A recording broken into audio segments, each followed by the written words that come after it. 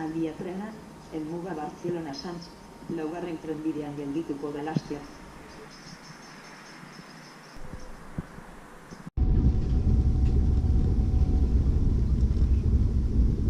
Senyors viatgers, propera estació...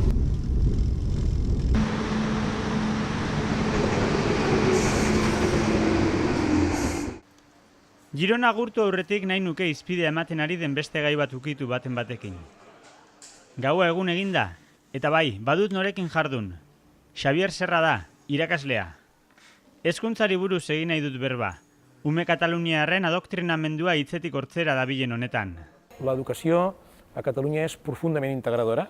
És una educació que aconsegueix que persones vingudes de tota Espanya i de l'estranger s'incorporin al sistema educatiu i, per tant, d'alguna manera és una educació d'èxit. S'està portant persones a la universitat, gent que no tenia una educació primària en el sistema educatiu europeu, que venien d'Àfrica o que venien de Sud-amèrica, i estan arribant a la universitat i, per tant, és una educació d'èxit. El tema està en què, per aconseguir que sigui una educació d'èxit, el govern de Catalunya i els professors varen pensar que la integració era millor que la disgregació. És a dir, no fer escoles separades per persones que parlin català o castellà o altres idiomes, sinó que hi hagi un sistema integrat. I el nucli del sistema integrat és la llengua catalana i una formació que sigui per la tolerància, pel respecte, per la multiculturalitat. I això funciona molt bé. En alguns moments, poques persones vol dir 10, 15, 50, han manifestat queixes perquè voldrien una altra educació. Però aquest nivell insignificant ha sigut engrandit pels polítics per fer-ho un tema polític. Per tant, és fals que hi hagi problemes en el sistema educatiu català. Adoktrinamendu salaketak ez dira oraingo kontua, Espainiaren batasunaren aldeko zenbait sektoreren partetik. Urriaren bataren ondoren ostera beste dimentsio baten ere kokatu dute gaia. Erreferenduma eragotzi nahian, Guardia Zibilak eta poliziak erabilitako indarkeriaren ostean, haien seme-alabek Kataluniako eskoletan jazarpena bizi zutela salatu zuten batean eta bestean. Jazarpena inoren seme-alaba izateagatik bakarrik.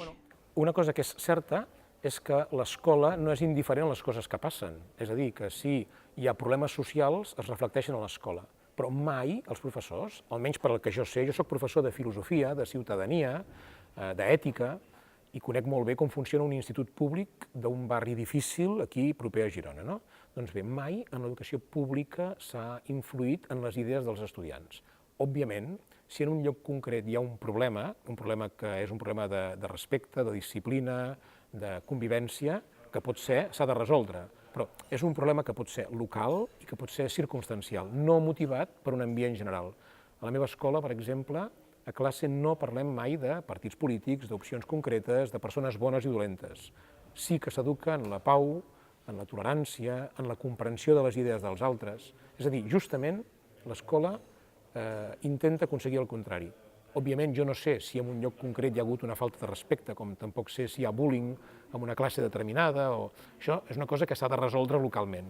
Convertir un possible problema local en un problema general és un desordre i, per tant, és fals. És una instrumentalització de les famílies, dels alumnes, dels docents, i les instrumentalitzacions el que provoquen és odi, deformació de la realitat. D'alguna manera podríem dir que en educació el gran problema és que la gent vol fer servir l'educació pels seus interessos particulars, quan en general, i en general voldria dir sempre, en els instituts i les escoles de primària hi ha un ambient excel·lent entre docents de diferents idees, entre estils educatius diferents, etc. Per tant, jo diria que això és o forma part d'aquesta gran mentida d'intentar deformar la realitat per interessos, per mesquins interessos de tipus polític. I és una cosa que a mi, com a professor, em dol. Aquí a Catalunya, des de l'any 1992, tenim un codi ètic de la professió docent, és a dir, els professors tenim un codi deontològic que l'hem de respectar. I un dels punts claus d'aquest codi deontològic és el respecte per la diversitat d'idees de les persones. Per posar un exemple, jo tinc la majoria dels meus estudiants que són de religió musulmana i practicants, i mai he tingut cap mena de problema per qüestions de tipus religiós o cultural, no? Eta amaitzeko urriaren batekoak bezalako gertakarien aurrean, Amerreko plazako irakasle hark mahai gaineratutako arazoa ekarri nahi izan dut berriz ere. Nola azaldu gertatutakoa, indarkeria, berez eta ikasleen begietara ere, herritarren segurtasunerako behar luketen indarren partetik datorrenean. Llavors, quan es parla amb els estudiants, jo crec que no es tracta mai de generar cap mena de sentiment d'odi o de menyspreu. sinó de que entenguin que en la societat hi ha coses injustes i que justament fent el bé, de manera pacífica i de manera constructiva, s'arreglaran. És a dir, les injustícies, la violència, els actes que van contra el sentit més humà de la llibertat no s'arreglen ni amb odi, ni amb repressió, ni amb més violència, sinó amb més pau. Per tant, moltes vegades hem intentat transmetre, jo estic amb alumnes més grans de batxillerat, però amb els més petits s'ha d'adequar, no? Hem intentat transmetre que la pau construeix, que el diàleg construeix i que les persones que fan coses dolentes es poden penedir. Jo sé que hi ha policies i guàrdies civils que es van penedir, arrepentir-se, no? Que és una paraula molt forta, no? O sigui, del que havien hagut de fer. Altres no, perquè hi ha persones que els hi falta sentit d'humanitat, però molts es van penedir. Si es penedeixen del que van fer, si els hi sap greu haver actuat amb violència contra persones innocents, ja hem guanyat molt.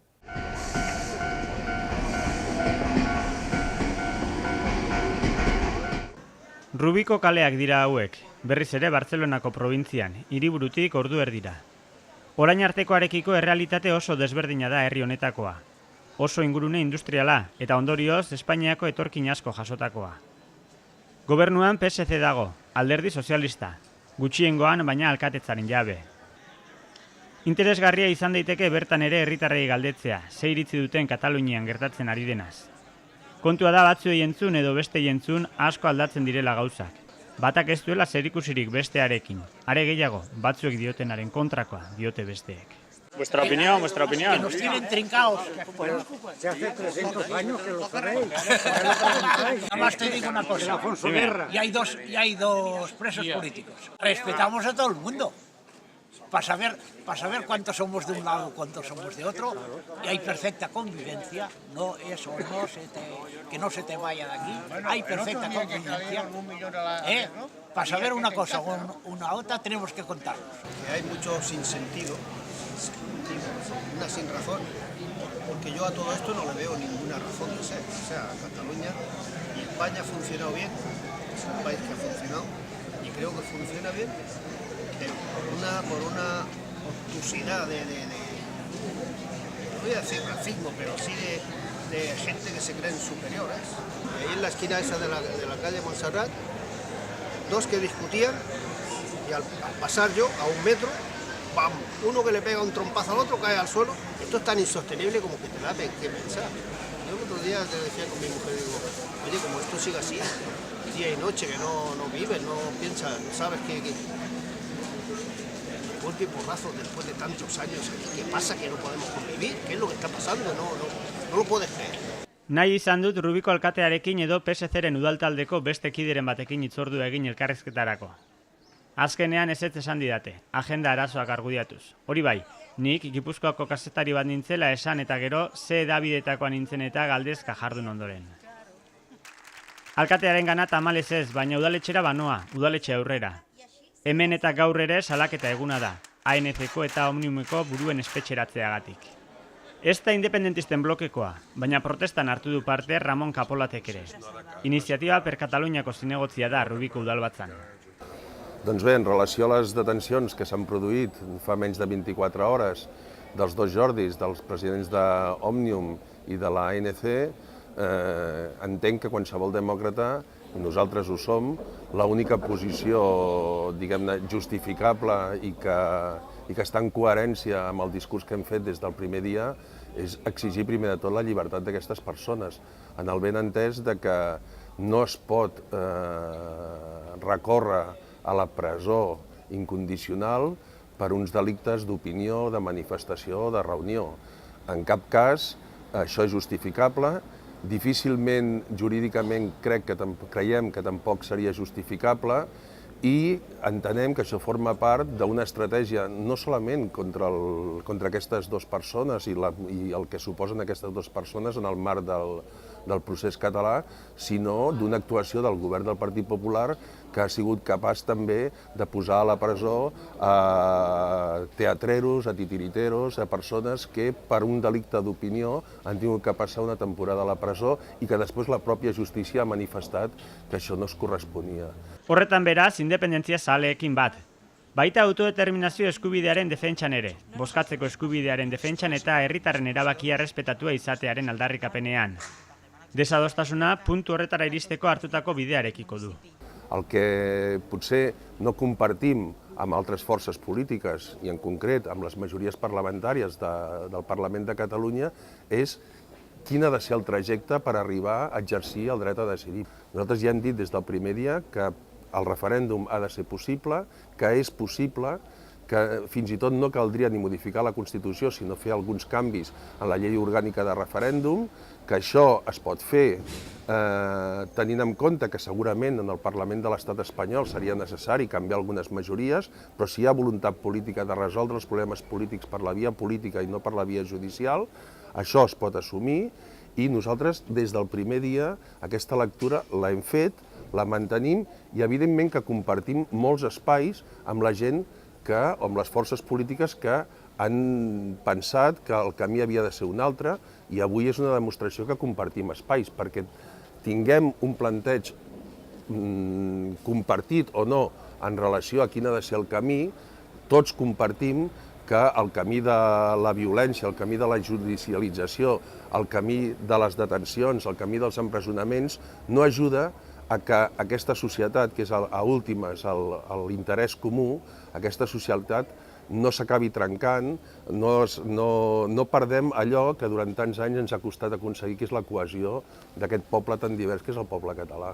Nosaltres vivim en un país molt plural, de moltes procedències de la gent, amb moltes llengües, amb moltes maneres de veure la realitat i això s'ha pogut cohesionar a partir d'acords polítics, majoritaris, amb molt de consens, i vivim en una societat que, tot i ser diversa i ser molt plural, està cohesionada en aquests moments.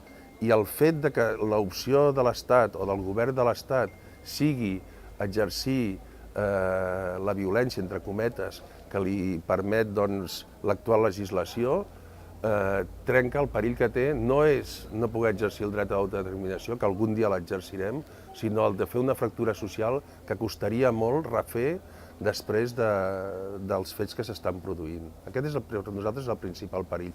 I per tant cal continuar insistint amb aquesta voluntat de diàleg i en fer entendre al conjunt de les organitzacions polítiques i al conjunt de la societat que hi ha una via, que aquesta via no és fàcil, que és lenta, segurament, que no és immediata, però que, a últimes, té voluntat de preservar la cohesió social que tant ens ha costat aconseguir al nostre país.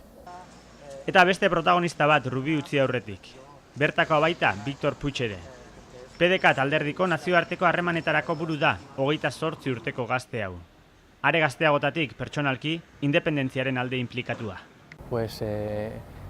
Cuando empezó todo este movimiento de las consultas populares, me acuerdo que ese día yo quería estar ahí, quería presenciarlo y me acuerdo que no encontré con quién ir y cogí el tren que está aquí hacia Plaza Catalunya, 33 minutos, luego el Cercanías hacia ahí y luego el Cercanías te dejaba en Arenys de Mar, no en Arenys de Munt. Y era un domingo, creo recordar, entonces tuve que ir andando y creo que andé 20 minutos hasta Arenys de Munt para ser ahí ese día, ¿no? Y me acuerdo haber hablado con un periodista alemán y me dijo, en 5 años seréis independientes, ¿no?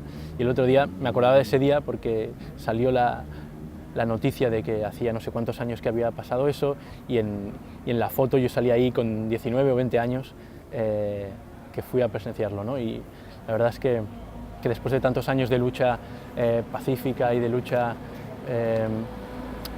para que se reconozca este derecho a decidir, finalmente creo que el Parlamento catalán y el presidente hicieron lo que debían, que es decir, cuando llega un punto que ves que la otra parte no quiere que votes y no lo hará nunca, pues referéndum o referéndum, y al final ahí es donde se demuestra que somos pueblo y que no esperamos el permiso de nadie, ¿no? Ni de España, ni de Europa, ni de nadie, ¿no?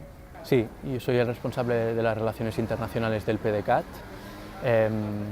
Y efectivamente el reconocimiento de los estados es básico para que tu estado pueda realmente funcionar como un estado independiente y lo que también es lógico es que los estados, antes de que proclamemos la independencia y antes de que se abra este proceso desde la proclamación solemne en el Parlamento hasta que pues, vayan cayendo estos reconocimientos, pues pasará un tiempo de negociaciones, algunos países caerán antes, otros pues tardarán más en hacerlo, dependerá mucho de las presiones internacionales, eso lo sabemos, pero lo que no se puede esperar es que estos reconocimientos lleguen pues antes de que tú hagas el paso definitivo o que se pronuncien en contra de otro Estado del cual pues son asociados, en tanto que miembros de la Unión Europea como es el Estado español. Por lo tanto, nosotros somos muy conscientes de que los reconocimientos van a llegar, de que hay muchos estados que desde hace muchos años nos siguen, desde comisiones parlamentarias, desde grupos de amistad entre Cataluña y el estado que sea, y luego también porque hay estados que vivieron en su momento pues, procesos muy similares, que tenían adelante adversarios incluso mucho más poderosos que el Estado español y que lo consiguieron. Entonces, estamos seguros de que, como estamos haciendo las cosas bien, de manera democrática, de manera pacífica, de manera mayoritaria, y siempre con la mirada puesta hacia el exterior para explicar los motivos, los pasos que seguimos, y estos últimos días pues, apelando sobre todo a la mediación, al diálogo, pero sobre todo respetando los resultados del referéndum del día 1 de octubre, pues esto poco a poco va a acabar decantándose hacia nuestro lado, estoy convencido de ello. Durante muchos años hemos estado explicando la voluntad de Cataluña de ser un Estado independiente, especialmente de los partidos que somos partidos independentistas, pero es verdad que mi sensación, muy honesta, es que para el que vive en su Estado, este problema que tú tienes, pues es como cuando te dicen que las abejas se están acabando, ¿no? Entonces te preocupa y seguro que es un tema pues, gravísimo a nivel medioambiental, pero hasta que no pase algo que a ti te afecte muy directamente, que lo veas en tu día a día o que sea una situación muy grave de una crisis, pues vas a pensar, pues ya habrá alguien que se ocupe de ello, ¿no?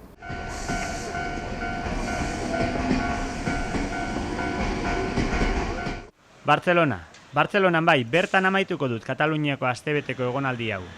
Baina Rubin Victor Puigdemont azken esandako horri helduko diot, hiriburura jauzi egiteko. Nazioartean, Kataluniako arazoak orain arte eragin handiegirik izan ez duela zioen, Erleen adibidea jarriz. Hurrengo protagonistak, Santiago Espotek, enpresaburua eta Katalunia Akzio alderdiko presidentea, badu proposamena hori horrela izan ez dadin Europari zizta egiteko.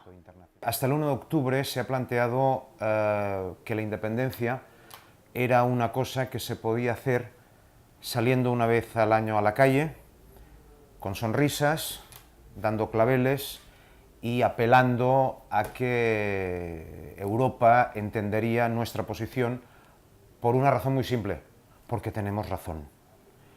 Entonces, a partir del 1 de octubre, eso ha cambiado diametralmente en el sentido que el independentismo ha visto que para llegar a la fundación de un Estado en medio de Europa, eso requiere un sacrificio, requiere unos costos, requiere un esfuerzo y requiere un sufrimiento. El día 1 fue un aperitivo, nada más de lo que puede llegar a pasar.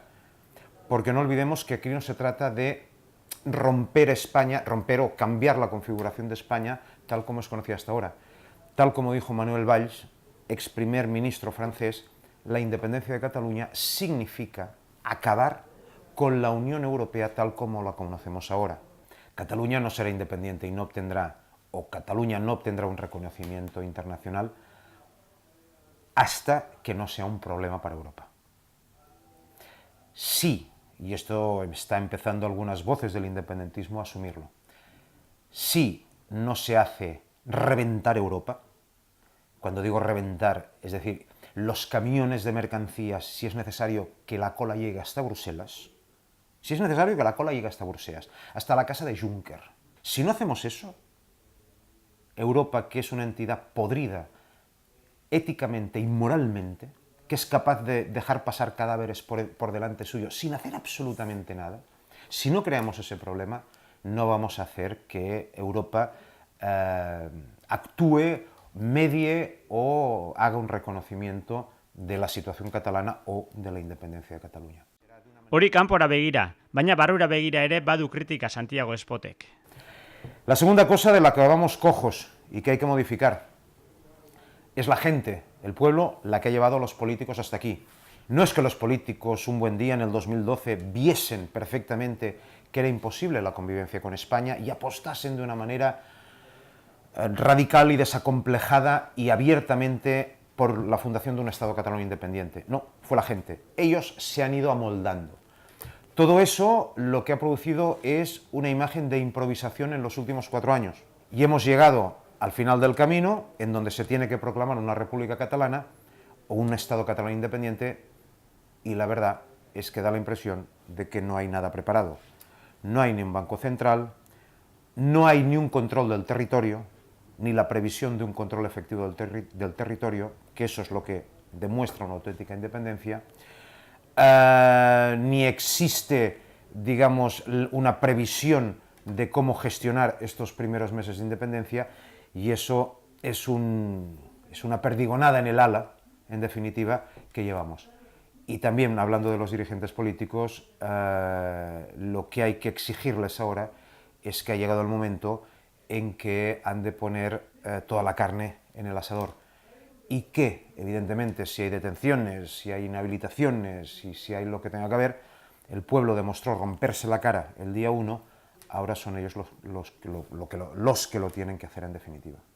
Por tanto, al pueblo lo veo preparado, pero lamentablemente veo según qué actitudes, y a nuestros dirigentes políticos no les veo con la audacia suficiente en estos momentos, posiblemente de aquí a una semana haya cambiado, con la audacia suficiente y el coraje suficiente y el patriotismo suficiente como para ir a un enfrentamiento abierto con el Estado para imponer la nueva legalidad que se deriva de una declaración de independencia.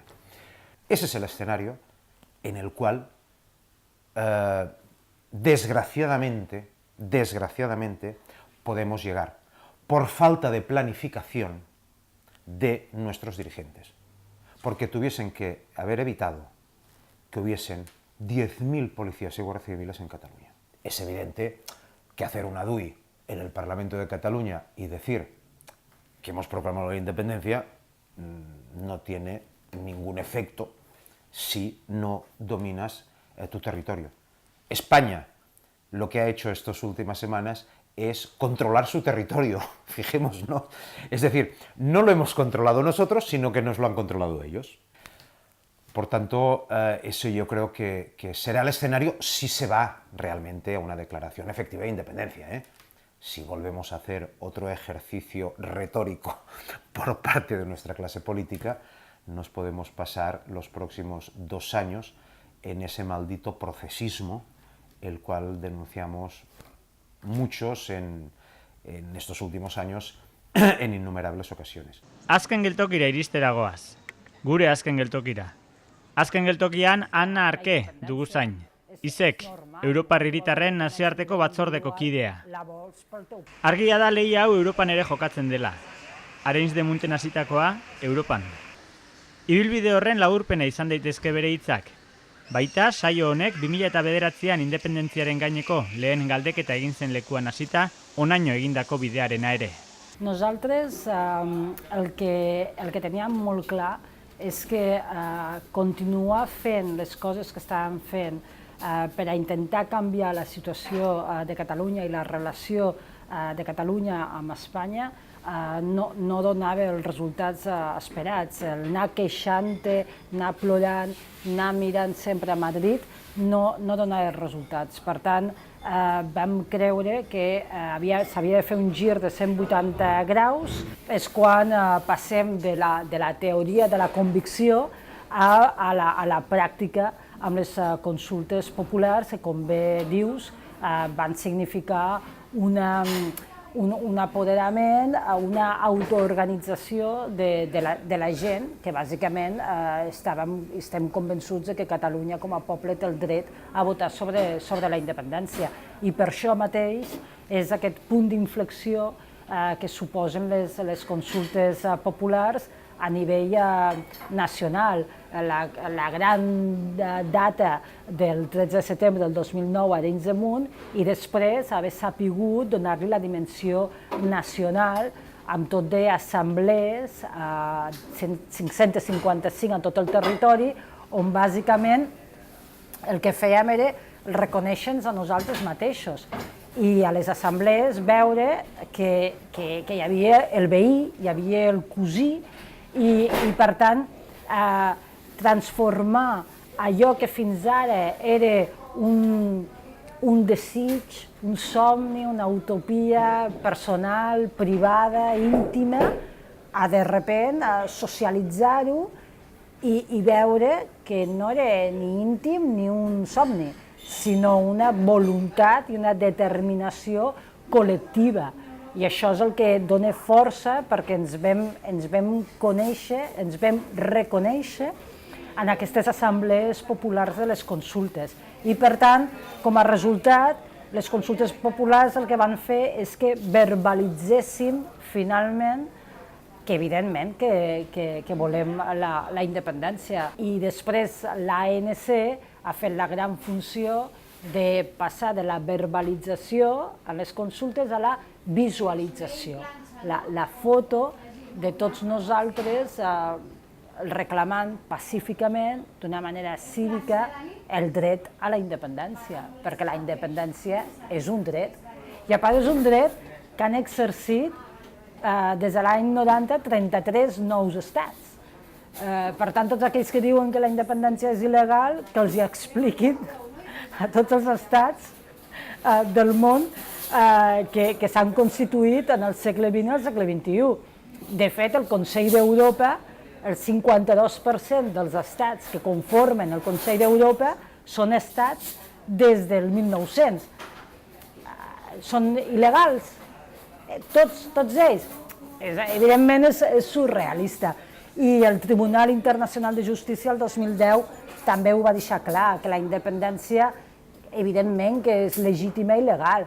Una altra cosa és si fas alguna il·legalitat per aconseguir-la, però per ser la independència és legal. Abans de l'1 d'octubre, molts mitjans internacionals, quan ens entrevistaven, ens preguntaven «Bueno, però la policia espanyola hi serà? Què fareu?» I jo li deia «No, què farem nosaltres no, què farem nosaltres, sembla que ho sap tothom, nosaltres votarem». La pregunta és què farà l'estat espanyol? Perquè la prerrogativa de la violència, utilitzar la violència d'estat, és una prerrogativa de l'Estat. Per tant, l'1 d'octubre veurem quina és la concepció democràtica que té l'estat espanyol, però nosaltres hi serem. Nosaltres no farem un pas enrere. I el més fantàstic de tot és que davant l'adversitat, davant la violència gratuïta a un poble que el que fèiem era anar a votar de manera no armada i pacífica, tot i les imatges de violència, la gent hi va anar i ens vam quedar a defensar el nostre vot, ens vam quedar a defensar els col·legis i per tant ens vam quedar a defensar la democràcia, tot i saber que podien arribar aquella gent uniformats, tapats, amb porres, amb esprais, amb pistoles, amb bales de goma, a fer-nos mal. Però és que molt més mal fa que et robin el vot, que et robin la dignitat, que et robin la convicció democràtica. I això és el que de cap manera podíem permetre.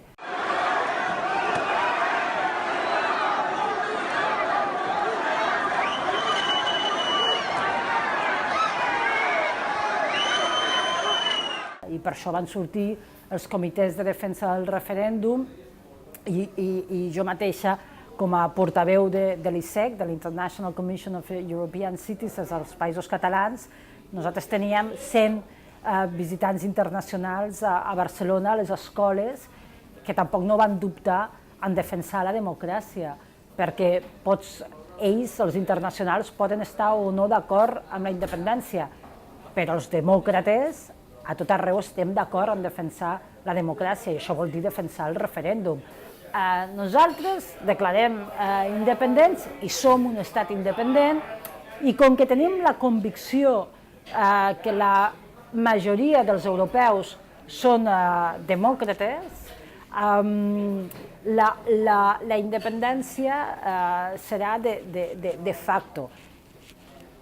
Veurem uns reconeixements diplomàtics, oficials, però sobretot el que veurem és que els milers d'acords que Catalunya té en diferents aspectes de les dinàmiques normals d'un país continuen funcionant.